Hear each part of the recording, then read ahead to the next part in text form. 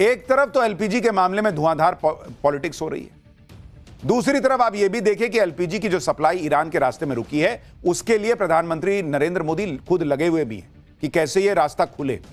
कल ही प्रधानमंत्री मोदी की ईरान के राष्ट्रपति मसूद पेजेश्कियन से फोन पर बात हुई और इस बातचीत में पीएम मोदी ने युद्ध के भड़कने और लोगों की जान जाने पर चिंता जताई।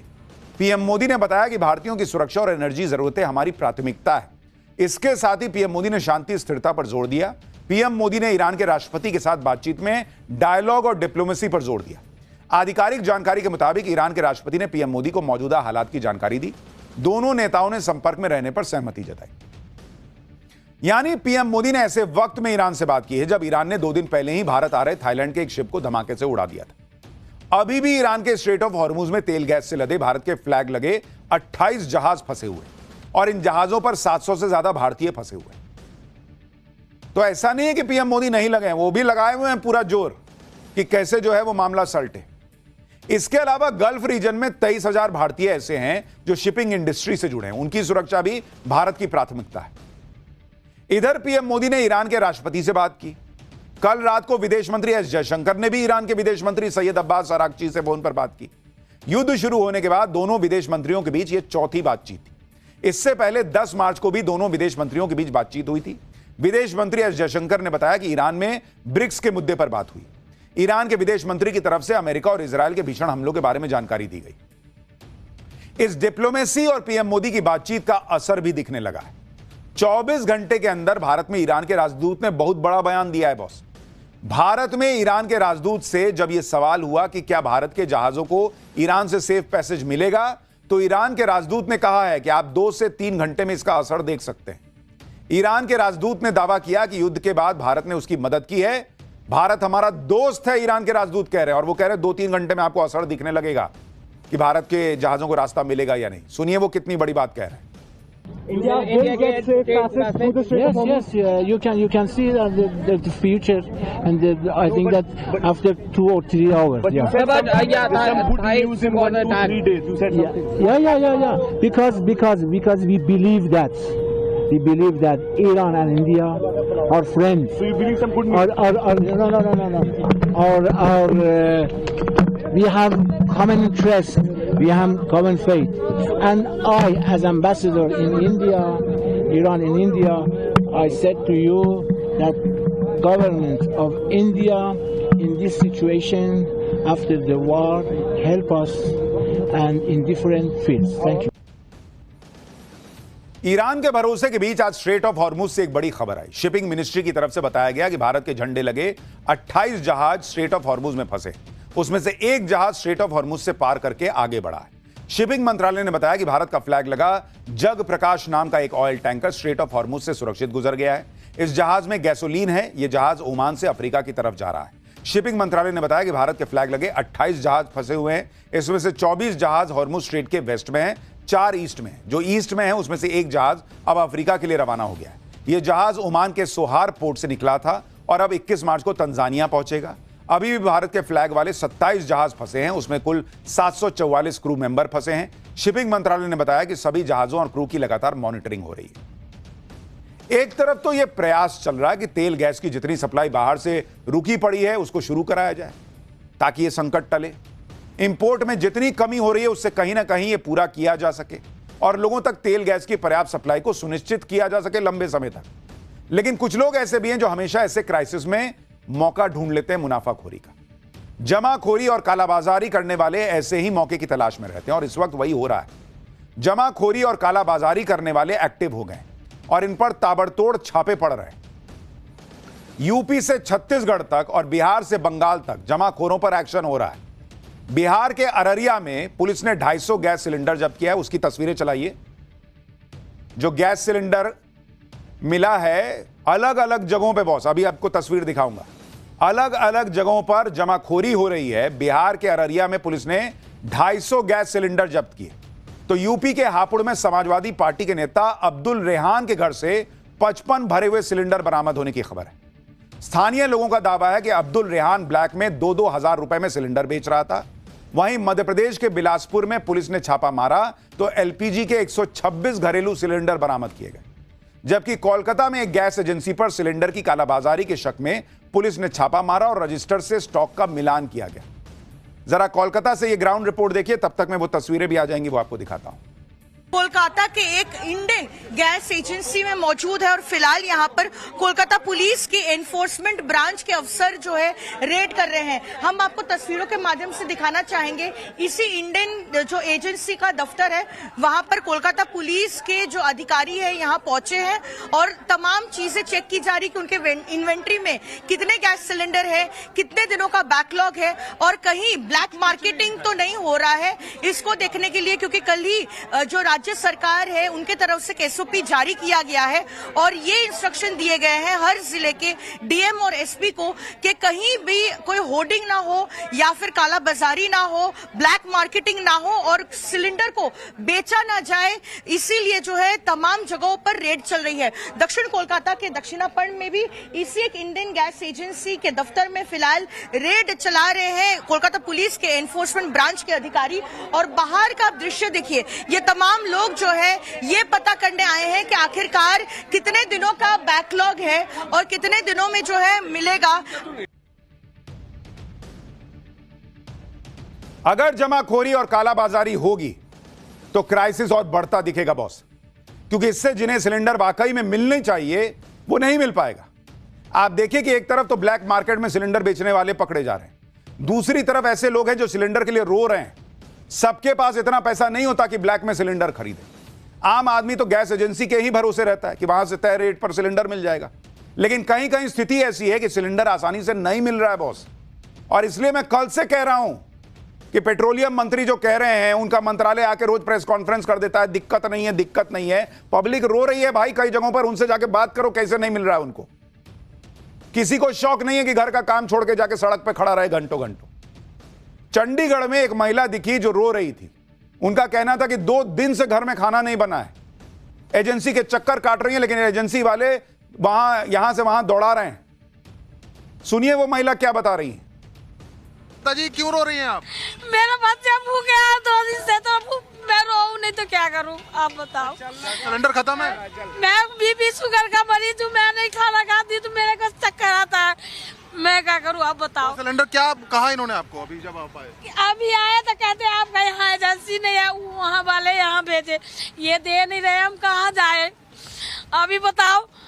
जो हम कह रहे हैं हमारे 12 सिलेंडर पूरा हो गया, कुछ तो सदुसन होगा, वहाँ 44 वाले कहे वहाँ एजेंसी पे जाओ आपको मिल जाएगा। यहाँ आए तो यहाँ दे नहीं रहे हैं, मेरे बच्चे भूखे हैं, हम क्या करें आप बताओ। कैसे खाना बन रहा है घर पर फिर? अभी आज मेरे घर में कुछ नहीं बना है। खाना ही नहीं बना? नहीं बना है, क्योंकि जो है 180 रुपए में छोटे सिलेंडर भरा के लाते, आज वो भी नहीं मिला। आज कहीं भी गजेरी गए, जगतपुरा गए, कहीं नहीं भराया। और इसलिए मैं बार बार कह रहा हूं, सबको एक तराजू में तोल देना कि पैनिक बाइंग है, पैनिक बाइंग है, कोई दिक्कत नहीं है, कोई दिक्कत नहीं है, वो सल्यूशन नहीं है बॉस। ऑलमोस्ट 9-10 करोड़ परिवार होंगे जिनके पास 2 सिलेंडर है। बाकी के जो हैं जिनके पास मान लीजिए एक सिलेंडर है, खत्म हो गया, क्या करेंगे वो महिला कह ना रही है कि मेरे पास कुछ नहीं है घर में बनाने के लिए। वो पैनिक बाइंग नहीं करेगी तो क्या करेगी? जिन लोगों को सिलेंडर नहीं मिल रहा, जो लोग लाइनों में लगे हैं, वो भन्ना रहे हैं। उनका पारा ऐसा चढ़ रहा है कि महाराष्ट्र के धुले में तो पब्लिक ने एक पुलिस वाले को पीट दिया बॉस। आरोप है कि यह पुलिस वाला अपनी वर्दी की धौंस दिखाकर गैस एजेंसी में घुस गया और जबरन सिलेंडर ले जाने लगा, जिसके बाद लोगों ने उसकी क्या हालत की आप देखिए, कैसी स्थिति बन गई।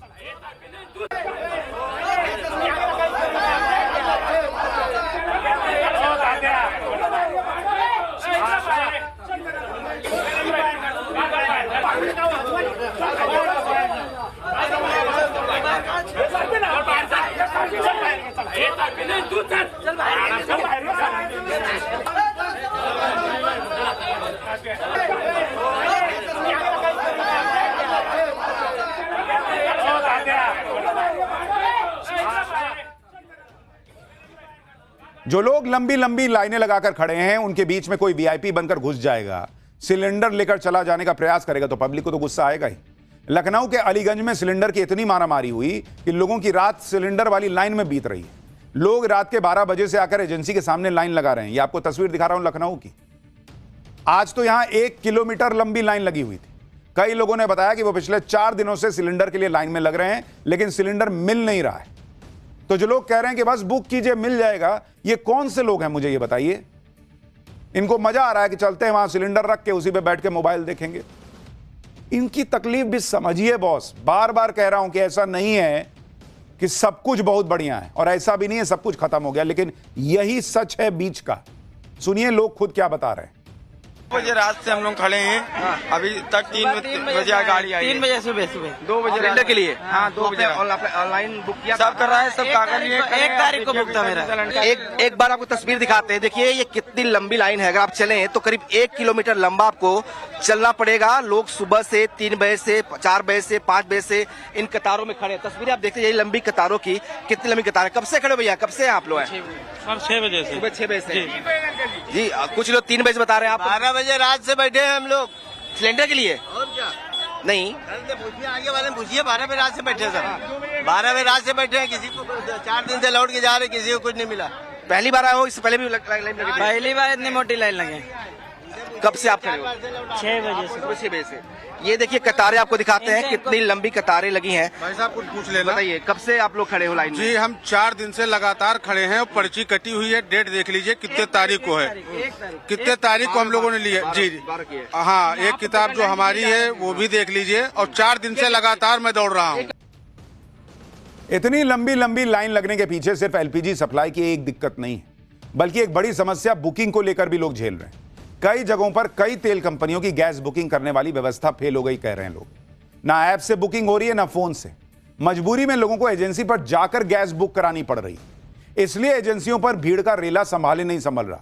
तो जो लोग कह रहे हैं कि आप वहां जाइए ही मत, अरे भाई वो कह रहे हैं कि कोई फोन नहीं उठा रहा, ऐप से हो नहीं रहा, तो क्या करें, घर पे सोए रहें कि जब कभी ऐप चलेगा तब हम देखेंगे कि बुक होगा कि नहीं। सुनिए दिल्ली में करोल बाग के लोग खुद क्या बता रहे हैं। सर ये बताइए कितने बजे से आप लोग यहाँ खड़े हैं? 8 बजे से खड़े हैं जी। हम बहुत परेशानी है, हमारी टांगों में दम नहीं है, क्या करें। ऑनलाइन जो ऑनलाइन होते थे ना वो बंद कर दिए उन्होंने। हम तो घर बैठे ऑनलाइन करते, हम तो हम आते कि यहाँ पे फिर ऑनलाइन खोल दे तो घर सब कितनी भीड़ ना हो। यानी ऑनलाइन बुक नहीं हो पा रहा? नहीं बुक हो रहा, ऑनलाइन बुक नहीं कर रहे हैं। अगर बुक हो तो कोई इतनी भीड़ ना हो। ऑनलाइन भी बुक नहीं हो रहा, कॉल का सिस्टम भी खत्म कर दिया बिल्कुल ही। बहुत ज्यादा बहुत दिक्कत आ रही है उसमें। कितने बजे से आप लोग खड़े हैं? 8:30 बजे से। पहले ऑनलाइन बुक होता था, इस बार ऑनलाइन नहीं हो रहा है बुक। नहीं, कुछ बोल ही नहीं रहे उसमें, कुछ नहीं बोल रहे उसमें। अगर ऑनलाइन बुक होता तो आप लोग इतना संघर्ष करने की जरूरत नहीं पड़ती। अगर ऑनलाइन बुक नहीं होता तो आने नहीं पड़ता। हमें जरूरत क्या चीज की थी? ऑनलाइन बुक ही नहीं ले रहे हैं, बंद कर दिया इन्होंने ऑनलाइन बुक। सुबह से आके बैठे हैं? सुबह से आके बैठे बड़े भाई, 7 बजे से आके बैठे हैं, कोई खुल ही नहीं रहा अभी तक। बहुत परेशानी हो रही है। 3 दिन हो गए, 3 दिन वापसी जा रहे हैं, कल भी वापसी चले गए। अरे माल नहीं है, माल आएगा बाद में आना। 3 दिन हो गए भाई। आप लोग 3 दिन से आ रहे हैं? जी साहब 3 दिन से आ रहे हैं और वापस डेली ऐसे चले जा रहे हैं? वापसी ऐसे आ रहे, कह रहे गाड़ी नहीं आई है, अभी माल ही नहीं है। गाजियाबाद के साहिबाबाद इलाके में तो लोगों का सब्र जवाब दे दिया। गैस एजेंसी के बाहर सुबह 4 बजे से लाइन लगाकर खड़े लोग दरवाजे को धक्का मारकर अंदर चले गए। लोगों का आरोप था कि ऑनलाइन बुकिंग नहीं हो रही है। जब लोग हमारे कैमरे पर एजेंसी की पोल खोल रहे थे तब एजेंसी के अधिकारी चिढ़ गए, कहने लगे कि हमारी वजह से लोग परेशान हो रहे हैं। लेकिन पब्लिक ने चिल्लाकर कह दिया कि वो हमारी वजह से नहीं, एजेंसी की कारस्तानी से परेशान हो रहे हैं। इसके बाद एजेंसी के अधिकारी की बोलती बंद हो गई। सुनिए जरा। केवाईसी कराने आए, क्या करने आए? ये मेरा कागज मैंने जनवरी में लिया, मैं अपना बुकिंग भी कराने आया, केवाईसी दोनों कराए और बुकिंग भी नहीं हो रही। ये भी तो गलती है, बुकिंग लाई नहीं रहे कि करना क्या है, कुछ पता भी नहीं रहे, बस इधर उधर हवा में घूम रहे हैं। तो हमें अपना काम करने दे दीजिए। आप कीजिए, हम तो चाहते हैं आप काम करें, इन लोगों की लाइन खत्म हो जाए। जो यहाँ भाई मतलब में जमघट लगा रखा है। नहीं, हमने नहीं लगा रखा, हम चाहते हैं ये आपकी वजह से जमघट। भाई एक मिनट, आप हमारी वजह से लगे हुए हैं या इनकी वजह से लगे हुए हैं? सबका काम सबने बता दिया किसकी वजह से काम मैं कर रहा था ना। नहीं, आपका सर्वर क्यों नहीं चल रहा? वो चीज तो कंपनी में क्या बताऊं, आपको दिखाया ना मैंने। कितनी देर से एक व्यक्ति पे कितना टाइम लग रहा है? एक व्यक्ति पे कितना टाइम लग रहा है? क्यों एक व्यक्ति पे कितना टाइम लग रहा है? पिछले आधे घंटे से ये सर्वर चल ही नहीं रहा है। अब परेशान ये लोग हो रहे हैं जो बेचारे बाहर लाइन में लगे हुए हैं। उनका तो मिलना चाहिए ना। उनको नहीं मिल रहा जिनकी बुकिंग है। कई जगहों से ऐसी तस्वीरें आज भी आई कि गैस एजेंसियों पर बेहिसाब भीड़ लगी। जम्मू का हाल देखिए, गैस एजेंसी के दफ्तर में पैर रखने की जगह नहीं है। यहां भी वही समस्या, ऑनलाइन बुकिंग नहीं हो रही, इसलिए लोगों को भागकर एजेंसी तक जाना पड़ रहा है। लोगों की इस परेशानी के बीच कुछ लोग ऐसे हैं जो सिलेंडर की जमाखोरी, कालाबाजारी कर रहे हैं। बिहार के अररिया में पुलिस ने 250 गैस सिलेंडर जब्त किए। यूपी के हापुड़ में एक घर से 55 भरे हुए सिलेंडर बरामद होने का आरोप है कि यह सपा नेता का घर था जहां से सिलेंडर मिले। तो अखिलेश यादव अपने नेता को भी समझाएं। वहीं एमपी के बिलासपुर में पुलिस ने छापा मारा तो एलपीजी के 126 सिलेंडर बरामद हो गए। चल क्या रहा है बॉस? यहां लोगों को खाने के लिए दिक्कत आ सकती है और आप जमाखोरी कर रहे हो। और इसलिए मैंने कहा ना, जो नरेंद्र मोदी कह रहे हैं वो भी गलत नहीं कर रहे हैं कि कुछ लोग पैनिक फैला रहे हैं, उसमें कुछ पॉलिटिकल एजेंडा भी हो सकता है। कुछ लोग जानबूझ के मुनाफा कमाने के लिए कर रहे हैं। लेकिन बॉस, ये रोकना होगा। युद्ध की वजह से सिलेंडर को लेकर हाहाकार मचा है, मार्केट में भी गजब पैनिक है बॉस। आप देखिए, जब से युद्ध शुरू हुआ है 2 हफ्ते हो गए, इन 2 हफ्तों में शेयर मार्केट से उतना पैसा उड़ गया जितना पिछले 2 साल में निवेशकों ने कमाया था। पिछली बार सेंसेक्स 75,000 के नीचे अप्रैल 2024 में गया था। आज भी 75,000 के नीचे है बॉस। आप देखिए कि सिर्फ बात एलपीजी सिलेंडर की नहीं है, यह युद्ध बहुत संकट वाला है। सेंसेक्स जो शेयर मार्केट है उसकी स्थिति आप देखिए। अप्रैल 2024 में सेंसेक्स कितने पर था? वो सेंसेक्स था 74,248 पॉइंट पर। आज सेंसेक्स कितना पर है?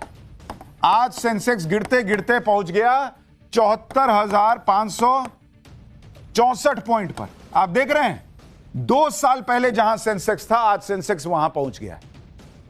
और इसलिए मैं बार बार कह रहा हूं कि ये जो संकट है, अगर ये लंबा चला, महंगाई बढ़ने के पूरे आसार होंगे। सेंसेक्स गिर रहा है, लोगों का पैसा डूब रहा है, तमाम तरह की परेशानियां आएंगी। और इसलिए अपील भी कर रहा हूं आप लोगों से कि ये वही संकट है, एक तरह का ऐसा संकट है जिसमें देश को एकजुटता दिखानी होगी। कहीं कोई जमाखोरी हो रही है, बताइए, मीडिया को बताइए, चाहे पुलिस को बताइए। जो लोग जमाखोरी कर रहे हैं, भाई हाथ जोड़ रहा हूं, मत करो ऐसे समय में, देश की बात है। और सरकार भी पब्लिक की तकलीफ समझे और विपक्ष भी सिर्फ पब्लिक को परेशानी हो रही है ना बताए, कुछ मदद कर सकती है तो करे। पाठशाला में अब अगला चैप्टर। हताश ट्रंप तो गाली देने पर आ गए बॉस। उधर जुमे के दिन ईरान में सड़क पर क्या हुआ कि अमेरिका के होश उड़ गए। ट्रंप का वो नया ऐलान जो बता रहा कि ईरान के साथ युद्ध और कितना चलने वाला है। अमेरिकी प्लेन डाउन, वॉरशिप पर हमला, ईरान हर दिन अमेरिका का कैसे भूत बना दे रहा है, अब इसका चैप्टर। ईरान युद्ध ट्रंप के गले की फांस बन गया है। ट्रंप एक तरह से अपने ही बयानों के जाल में फंस गए हैं। ईरान ने जो रेजिस्टेंस दिखाया है उससे ट्रंप और नेतन्याहू की हालत खराब हो गई। ट्रंप का पूरा प्लान खराब हो गया है। ट्रंप कभी कहते हैं कि हम तो युद्ध जीत गए, कभी कहते हैं ईरान पर हमला जारी रहेगा, कभी कहते हैं बम गिराने में मजा आता है, नेवी की शिप डुबाने में फन है, कभी नाचने लगते हैं, कभी कहते हैं ईरान की लीडरशिप खत्म कर दी है। इसके बाद भी ईरान डटकर खड़ा है। अमेरिका और इजरायल को बराबर जवाब दे रहा है। इससे ट्रंप अलबला गए। हताशा में ट्रंप गाली देने पर आ गए बॉस। गाली दे रहे हैं, कह रहे हैं कि ईरान में आज वो होगा कि दुनिया देखती रह जाएगी। ईरान अब बस सरेंडर करने ही वाला है। भाई ट्रंप धमकी भी दे रहे हैं और जीत का दम भी भर रहे हैं। उनके मंत्री ईरान की लीडरशिप को अंडरग्राउंड बता रहे हैं। ट्रंप का यह नया ऐलान बता रहा है कि ईरान के साथ युद्ध कितना लंबा चलने वाला है। लेकिन सारे दावों और जश्न पर ईरान पानी फेर दे रहा है। तेहरान की सड़कों पर ईरान की टॉप लीडरशिप ने मार्च करके ट्रंप के दावों को गलत साबित कर दिया। ईरान के राष्ट्रपति से लेकर रक्षा प्रमुख तक सड़कों पर हजारों की भीड़ के साथ उतर गए और दिखाया कि ईरान अभी भी खड़ा हुआ है। अमेरिका और इजरायल बम बरसाते रहे, लेकिन ईरान की पब्लिक का हौसला कम नहीं हुआ। बरसते बमों के बीच अमेरिका और इजरायल के खिलाफ नारेबाजी चल रही थी। आज आपको यह सब दिखाऊंगा और यह भी बताऊंगा कि ईरान के सुप्रीम लीडर ने ट्रंप को क्या धमकी दे दी। लेकिन पहले जो हुआ है उसकी एक झलक देखिए।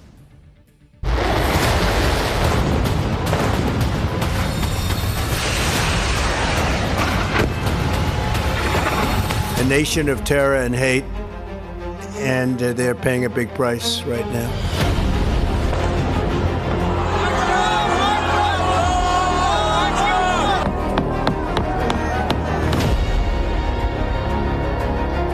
Iran tried to kill President Trump.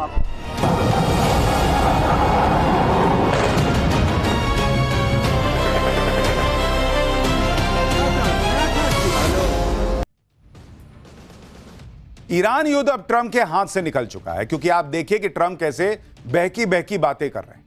कल ही वो जीत का दावा कर रहे थे, आज ट्रंप ने कह दिया कि ईरान की नेवी नहीं बची, एयरफोर्स साफ हो गई है, मिसाइल, ड्रोन और सब कुछ तबाह कर दिया है, ईरान की लीडरशिप को धरती से मिटा दिया है।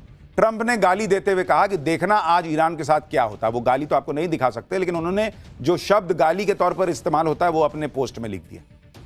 ट्रंप किस तरह से परेशान है वो आप इस बात से भी समझिए कि ईरान को नई धमकी देते हुए ट्रंप ने यहां तक कह दिया कि ये लोग पिछले 47 साल से दुनिया भर में निर्दोष लोगों को मार रहे हैं। अमेरिका का 47वां राष्ट्रपति होने के नाते अब मैं उनको मार रहा हूं। ऐसा करना कितना बड़ा सम्मान है। आप सोचिए, लोगों को मारना इनको सम्मान लग रहा है कि मैं बहुत अच्छा कर रहा हूं मारकर। ये वही ट्रंप हैं जो कुछ दिन पहले कह रहे थे कि ईरान के नेवी शिप डुबोने में फन है, एक वीडियो में नाच रहे थे कल। आज कह रहे हैं कि ईरान के लोगों को मारना सम्मान की बात है। लेकिन ट्रंप अपनी ही बातों में फंसते जा रहे हैं। एक तरफ कह रहे हैं सब कुछ खत्म कर दिया, दूसरी तरफ कह रहे हैं अभी और बड़ा हमला करूंगा। भाई सब कुछ खत्म ही कर दिया तो बड़ा हमला किस बात का कर रहे हैं? हमला करने की जरूरत क्या है? ट्रंप ने तो आज एक और नया दावा कर दिया कि ईरान सरेंडर करने वाला है। G7 के नेताओं को ट्रंप ने बताया कि ईरान सरेंडर बस करने ही वाला है, लेकिन वहां की लीडरशिप ही खत्म हो चुकी, इसलिए कोई सरेंडर की घोषणा नहीं कर पा रहा है। वाह बॉस, क्या लॉजिक है। कह रहे हैं कि वहां कोई लीडरशिप नहीं बची, इसलिए कोई सरेंडर नहीं कर पा रहा। तो जब लीडरशिप बची नहीं तो मार किसको रहे? भारत वहां के विदेश मंत्री से बात कर रहा है, पीएम मोदी वहां के राष्ट्रपति से बात कर रहे हैं, और इनके हिसाब से वहां कोई सरेंडर करने वाला नहीं बचा है। सोचिए कैसी बेतुकी बातें कर रहे हैं, और इनके समर्थक कैसे होंगे जो उसको मान भी ले रहे हैं। इससे ज्यादा क्या बेतुकी बात हो सकती है कि ईरान सरेंडर कर चुका है, लेकिन कोई सरेंडर करने के लिए बोलने वाला नहीं कि हां हमने सरेंडर कर दिया। उधर आज ट्रंप के रक्षा मंत्री ने कहा कि ईरान की लीडरशिप अंडरग्राउंड हो चुकी।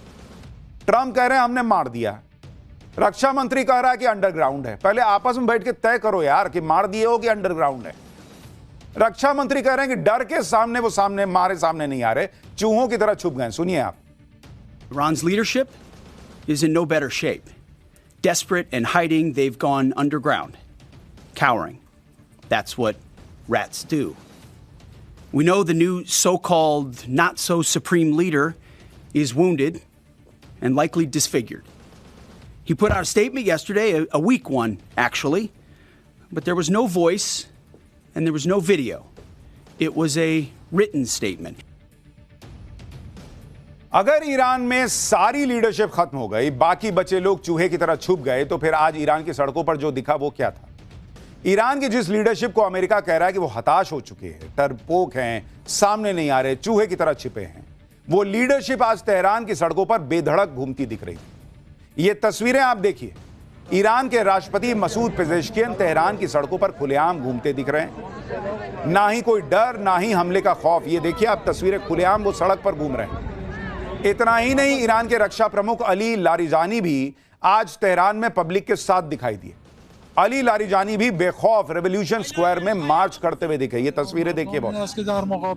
इसके अलावा IRGC के कई कमांडर और ईरान के सुप्रीम लीडर के सलाहकार भी इस मार्च में दिखाई दिए। यानी ईरान की पूरी टॉप लीडरशिप सड़क पे थी। अमेरिका दुनिया को नैरेटिव बेच रहा है, ट्रंप कह रहे हैं मार दिया, रक्षा मंत्री कह रहे हैं ये तो बंकर में छुपे हैं चूहे की तरह, वो वहां सड़क पर खुला नजर आ रहे हैं। ईरान ने एक AI वीडियो भी रिलीज किया जिसमें दिखाया गया कि तमाम हमलों के बाद भी कैसे ईरान टूटा नहीं और पलटवार कर रहा है। देखिए जरा ये वीडियो।